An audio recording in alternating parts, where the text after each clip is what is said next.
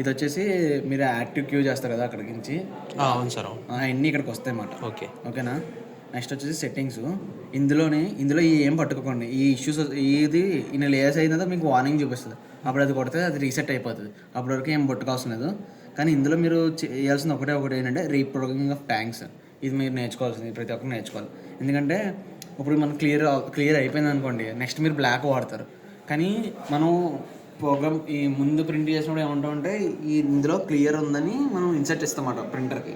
అంటే రెజిన్ ట్యాంక్లో మనకి క్లియర్ వాడుతుందని ఇప్పుడు దాకా ఇచ్చాం. సో వేరే ఇప్పుడు బ్లాక్ వాడినప్పుడు దీనికి రీప్రోగ్రామింగ్ ఇవ్వాలన్నమాట. అక్కడ బ్లాక్ పడితే ఇక్కడ డిటెక్ట్ అవుతుంది ఫస్ట్. దీనికి రీప్రోగ్రామింగ్ చేయాలి. ఇది మాన్యువల్గా మనం ఇవ్వాలి. బాటిల్స్ డిటెక్ట్ అవుతాయి, బ్లాక్ పడితే బ్లాక్ అని చూపిస్తే ఇక్కడ రెజిన్ అడ్రస్లో.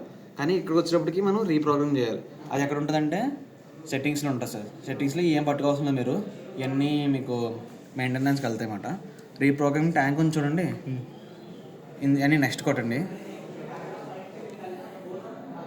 ప్రస్తుతానికి నేను బ్లాక్లో పెడుతున్నాను. బ్లాక్ పెడుతున్నాను అనమాట. బ్లాక్ పెట్టి V4 వెర్షన్లో పెట్టానమాట. రీప్రోగ్రామింగ్ చేశాను, దాన్ని కొట్టా. హోమ్కి వచ్చి చూడండి, ఇక్కడ బ్లాక్ వచ్చింది చూసారా. సో ప్రింటర్ అక్కడ కూడా మీరు బ్లాకే పెట్టుకోవాలి.